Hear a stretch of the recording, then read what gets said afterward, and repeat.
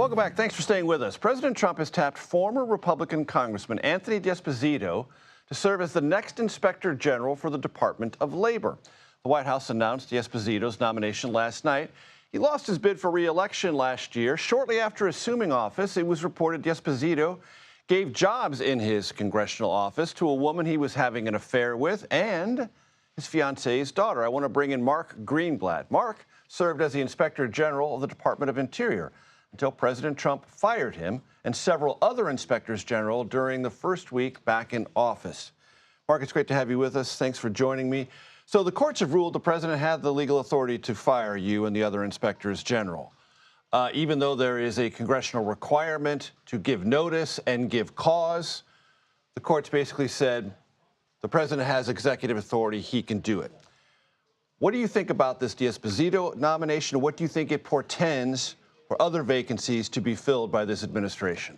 Well, today is April 1st, and I got to be honest, when I heard the news last night, I was really hoping it was an April Fool's joke.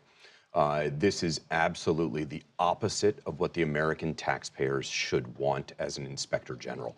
The IGs are responsible. We are the watchdogs inside federal agencies. We are supposed to be apolitical fact finders inside federal agencies. And this nomination is particularly troubling in light of the ethics misconduct that you referred to a second ago. But not only that, also because he's such a heavy partisan.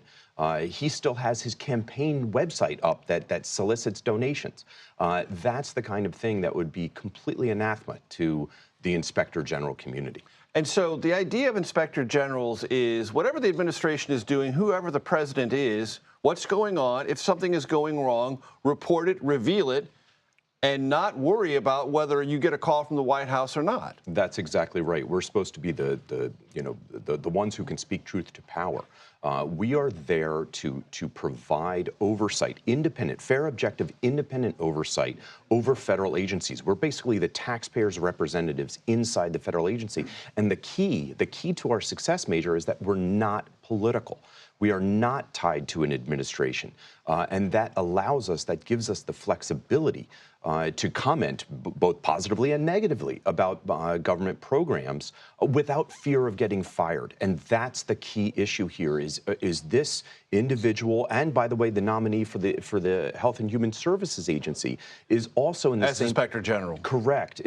Both of them are very problematic. Both of them have substantiated ethics issues and are not competent in other ways. And these inspector generals reflect a consensus that previously existed between Congress and presidents. As the bureaucracy grew, Congress wanted a watchdog, and presidents said, you know what, it's probably a good idea that I don't have a partisan calling balls and strikes on what my bureaucracy is doing. That's exactly right. The inspectors general actually started under George Washington before the United States of America existed.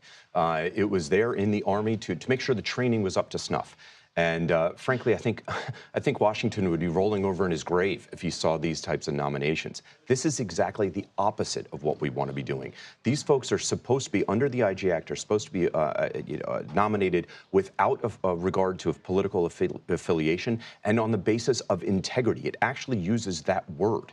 And both of these nominees, for both Labor Department and for HHS, both of them have ethical clouds over them, and I would suggest these are not competent. The Senate has to step up and reject these nominees. And when the president, in the one time he referred to future nominees he would put in these inspector general roles, said he would install new people and they would have some independence. Yeah, and we'll see. I mean, that is very troubling for both of these nominees at Labor and HHS. They are heavy, heavy partisans. One of them, the one for HHS, let me read you a couple of quotes. One, he was quoted in the Washington Post. Someone was quoted about him, calling him, quote, a political operative. Another person said he specializes in shades of truth. Mind you, this is not in a positive way saying that the person was nuanced. This was talking about shades of truth, as in not being truthful. And the state auditor found that he violated state policy and misspent $8,000 for another political colleague in the Virginia state government. And so these are absolutely not the type of people we want in this position that George Washington created years ago. Mark Greenblatt, I appreciate you coming in. Thanks so very much.